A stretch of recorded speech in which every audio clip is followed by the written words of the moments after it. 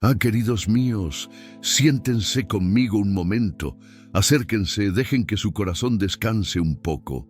Hoy les traigo una historia que parece pesar una tonelada en el alma, pero que al final nos muestra cómo la luz de Dios encuentra grietas en los lugares más oscuros.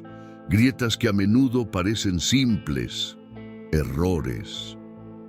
La historia de hoy es sobre Juan, un buen hombre, con las manos curtidas por el trabajo honesto, un hombre que solo sabía cultivar y amar a su esposa, María. Tenía el olor a tierra en las manos y sencillez en los ojos.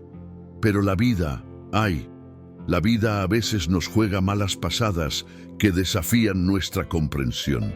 En una noche de otoño, de esas noches en que el viento silba tristemente contra las ventanas, un crimen terrible azotó su pequeño pueblo. Un incendio que no solo destruyó la vieja tienda de comestibles, sino que también le arrebató la vida a su dueño. Y, por uno de esos crueles giros del destino, o quizá por la malicia de un corazón envidioso, la culpa recayó sobre Juan. Él, que en ese momento se encontraba en casa cuidando a María, que ardía de fiebre, fue arrancado de su hogar. Sigo imaginando, hijo mío, hija mía, lo que se siente en el corazón de un hombre justo cuando el mundo entero lo convierte en un monstruo. ¿Lo sientes? El frío metal de las esposas en sus muñecas, el olor a moho y desesperación en esa primera celda, el sonido del mazo del juez. Culpable.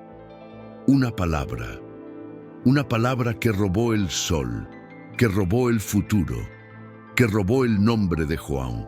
La pobre María se desplomó en el banco de la sala. Sus sollozos ahogados fueron la banda sonora del día más largo de la vida de Juan. 20 años. El juez dijo, 20 años, 20 años. Es toda una vida. Es ver cómo el cabello de tu esposa se vuelve blanco a través de un grueso cristal. Es perderte el funeral de tu propia madre. Es sentir cómo tu piel envejece, no por el sol del campo, sino por la pálida luz de una lámpara que nunca se apaga. Juan fue llevado a prisión. La puerta de hierro se cerró de golpe con un estruendo que resonó profundamente en su pecho. Allí, en ese instante, comenzó su calvario. Miró las paredes grises, sintió la textura áspera del uniforme que le dieron, y la primera pregunta que brotó de su interior no fue de ira, sino de profundo dolor, un susurro al cielo. Dios mío, ¿por qué? Sabes que soy inocente, sabes. Pero el cielo en ese instante parecía de bronce, cerrado. El silencio era la única respuesta. Estaba solo, injustamente encarcelado, con 2 décadas de oscuridad por delante. Y la pregunta que flotaba en ese aire viciado, la pregunta que el espectador siente ahora en su corazón, era: ¿cómo se sobrevive a esto? ¿Cómo puede la fe, una semilla tan pequeña, germinar en tierra de cemento e injusticia? La larga noche de Juan apenas comenzaba. Los días, queridos míos, dentro de ese lugar no pasan, se alargan. El primer año fue el más duro. Juan lloraba cada noche, abrazando el delgado colchón, oliendo el polvo y las lágrimas secas de tantos otros que habían estado allí. Veía salir el sol cuadrado, un pálido destello de luz que apenas calentaba la fría celda. Intentaba rezar, pero las palabras le sonaban amargas. La injusticia era un nudo en la garganta que no se desataba. María lo visitaba cada domingo. Las visitas eran una bendición y una tortura. Verla envejecer ante sus ojos, sus manos, antes suaves, ahora temblorosas y delgadas contra el cristal. No podían tocarse. Hablaban por un viejo teléfono, con el siseo de la interferencia. «Ten fe, viejo», le decía ella, con los ojos llenos de lágrimas, forzando una sonrisa que no le llegaba a la mirada. «Dios es justo. Su hora llegará». Y João negaba con la cabeza, pero por dentro pensaba: «¿Qué hora, María? ¿Qué hora? Ya han pasado 3 años, 5 años. Los otros presos, hombres curtidos, A veces se burlaban de aquel hombre silencioso que leía una Biblia de tapa gastada. «Dios te olvidó aquí, viejo», le decían. Y había días en que João casi lo creía. La duda, hijos míos, es una sombra traicionera. Entra sin pedir permiso. Habían pasado 10 años, 10, la mitad de su condena. João ya no era el mismo. Su cabello era blanco como el algodón. Su espalda, antes erguida con orgullo por su trabajo, ahora estaba encorvada. Ya no lloraba. Un profundo silencio lo envolvía. Había aprendido a ser invisible. Cuidaba el pequeño huerto de la prisión y allí, con las manos en la tierra una vez más, encontraba un resquicio de paz. Hablaba con las plantas, eran las únicas que no lo juzgaban. 15 años. María llegaba ahora en silla de ruedas, acompañada por una sobrina. La fiebre de aquella noche, 20 años atrás, había dejado secuelas que el tiempo había agravado. El dolor de João ya no era por su libertad perdida, era por verla sufrir, por su lealtad, por toda una vida dedicada a esperarlo. Lo había perdido todo, su nombre, su dignidad, su fuerza. Lo único que le quedaba era una fe debilitada, tan fina como un hilo de araña, pero que, increíblemente, aún no se había quebrado. Ya no pedía justicia, ya no pedía libertad. Solo le pedía a Dios fuerzas para soportar el día siguiente. 20 años, 2 décadas habían pasado. João era ahora un anciano, olvidado por el sistema. Su injusticia era un viejo expediente polvoriento en una habitación a la que ya nadie entraba. El mundo exterior había cambiado. Existían cosas llamadas teléfonos móviles, internet. João era un fantasma de una época pasada. La desesperación ya no gritaba. Era un residente silencioso y de larga data, sentado en un rincón de su celda. Y la pregunta seguía en pie. ¿Acaso Dios recordaba un nombre, João, perdido en una prisión en el campo? ¿O terminaría allí su historia, en ese silencio gris? Y entonces, hijos míos, algo sucedió. No fue un trueno, no fue un ángel descendiendo del cielo. La mano de Dios suele ser sutil, se mueve en silencio. Se vale de pequeñas cosas, cosas que parecen coincidencias. La Facultad de Derecho de la capital inició un nuevo programa, un grupo de trabajo para revisar casos antiguos, casos sin resolver, más para que los estudiantes aprendieran sobre procesos archivados que por alguna esperanza real de justicia. Y el expediente de João, cubierto de polvo y olvidado, cayó sobre el escritorio de una joven estudiante. Una joven llamada Beatriz. Beatriz era idealista, sí, pero también estaba abrumada. Tenía decenas de expedientes como este. El caso de João era solo un número más. Incendio provocado con resultado de muerte.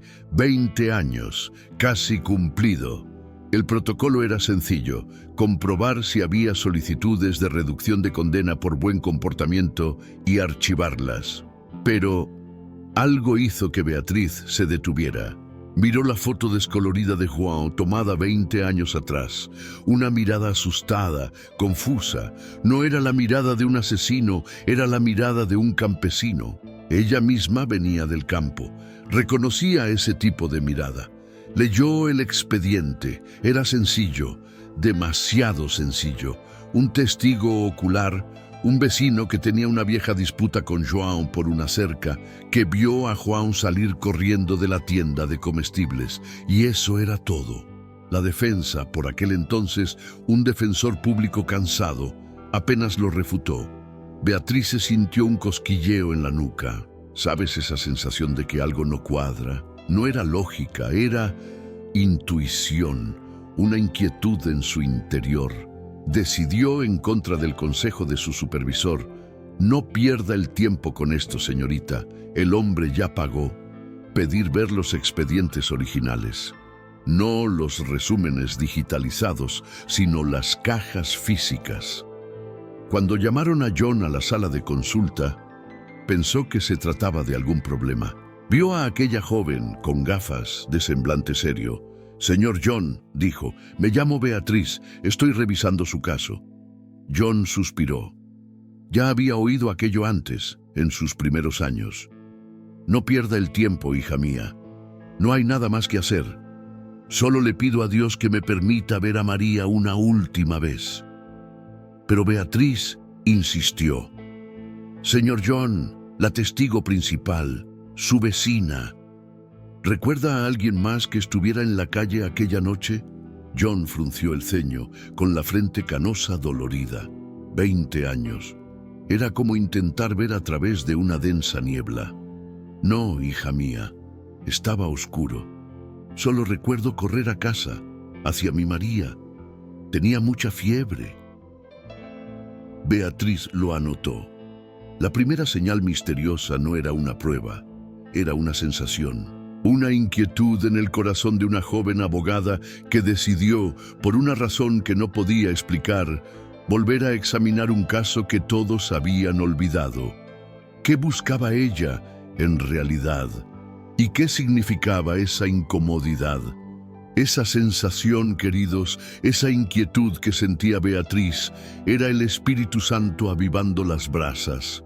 Regresó a los archivos de la universidad, pero no encontró lo que buscaba. Necesitaba los expedientes inactivos del juzgado del distrito de Huang. Hizo la solicitud formal. 2 semanas después, llegó una vieja caja de cartón, atada con una cuerda, con olor a moho y a viejo. La abrió. Había montones y montones de papel amarillento, casi ilegible en algunas partes. Pasó horas, días, leyendo cada testimonio, cada informe, y entonces lo encontró. No era prueba de inocencia, era una rareza. En medio del testimonio del vecino que acusaba a Juan, se mencionó de pasada a otro hombre. El vecino dijo: «Vi a Juan corriendo, y poco antes creo que vi a Pedro, Pedriño da Venda, caminando por ahí, pero desapareció». Pedriño da Venda. Ese nombre no aparecía en ningún otro lugar del expediente. No fue llamado a declarar, no fue investigado, simplemente desapareció. La primera señal, la intuición de Beatriz, ahora tenía nombre. Beatriz sintió que el corazón le latía con fuerza. ¿Quién era Pedriño da Venda? Empezó a hacer lo que los abogados de la gran ciudad llaman investigación previa, pero que en el campo se conoce como ir a por las conversaciones. Aprovechó los fines de semana, fue al pequeño pueblo de Huang. La gente apenas recordaba el caso, pero sí a Pedriño. Un joven problemático que vivía de pequeños hurtos, debía dinero a mucha gente, incluido el dueño de la tienda de ultramarinos que se incendió. Y el detalle más importante, desapareció del pueblo al día siguiente del incendio. Se esfumó, nunca más se supo de él. La conexión se había establecido. La intuición de Beatriz, la primera señal, ahora se vinculaba a un nombre y a una misteriosa fuga, el segundo suceso. No era ni mucho menos una prueba. Habían pasado 20 años. Encontrar a ese Pedro sería como buscar una aguja en un pajar cósmico. Pero ahora, Beatriz ya no sentía solo curiosidad, estaba furiosa, una furia sagrada. Regresó a la prisión. «Señor Juan, ¿quién era Pedriño da Venda?» Juan la miró con los ojos muy abiertos por primera vez en años. «Pedriño era un chico complicado. Siempre me pedía dinero. Le daba comida. Pobrecito. Pero desapareció». Beatriz respiró hondo. Las piezas empezaban a encajar, no por la lógica legal, sino a través de una especie de mapa divino. Todavía no podía probar nada. Tenía 2 misterios sutiles, pero ahora por primera vez una pequeña llama de esperanza comenzaba a arder. ¿Y si no era demasiado tarde? La montaña de injusticia parecía insuperable, pero Beatriz sintió que había encontrado la primera piedra suelta. Hijos míos, es el momento en que la historia da un giro. Es aquí donde el detalle, lo pequeño, lo invisible, lo cambia todo. Beatriz, impulsada ahora por una certeza que no emanaba de ella, hizo una última petición a los archivos judiciales. «Lo quiero todo», dijo. «No solo los expedientes principales, quiero los anexos, los apéndices, las investigaciones preliminares, las cajas con las pruebas físicas, todo». El empleado, un señor a punto de jubilarse, refunfuñó. «Señorita, eso está en el sótano. Debe de estar todo apolillado. Pero la ley lo exige». Una semana después, 3 cajas mugrientas, cubiertas de telarañas y excremento de rata, llegaron a su oficina. Estornudó por el polvo. Abrió la primera. La ropa de John de esa noche. La segunda. Fotos, informes ilegibles. La tercera. La tercera parecía estar mal. La etiqueta estaba rota. Decía acaso 409B, pero el caso de John era el 408A. Era basura. Probablemente había llegado por error, porque estaba al lado en el estante del sótano. Un error. Un simple fallo de archivo. Beatriz suspiró, frustrada. Estaba a punto de cerrar la caja equivocada, pero algo, un trozo de metal, brilló a la tenue luz de su lámpara. Metió la mano. Era un viejo encendedor plateado. Junto a él, un pequeño sobre sellado con pruebas. Y dentro del sobre, una nota del investigador de entonces. La nota decía: «Encendedor encontrado en el callejón detrás del supermercado, posiblemente perteneciente a Pedro Davenda, visto por el testigo X, el vecino, merodeando por la zona. Investigación suspendida debido a que la investigación se centra en el principal sospechoso, Juan». Beatriz dejó de respirar. El error en el proceso. La caja equivocada, el encendedor, la nota, el nombre de Pedro, todo estaba allí. El vecino, en su declaración oficial, mintió por omisión. Mencionó a Pedro de pasada, pero al investigador fue más específico, y el investigador, centrado en Juan, simplemente archivó las pruebas, y esas pruebas acabaron en la caja equivocada, donde permanecieron ocultas durante 20 años. La mano de Dios no usó truenos, usó a un escriba cansado, un sótano polvoriento y una etiqueta rota. El resto, queridos, fue como romper una presa. Con el encendedor y la nota, Beatriz obtuvo una orden judicial para localizar a Pedro. Y lo encontraron. Vivía en otro estado, con otro nombre. Era un anciano enfermo, consumido por el alcohol.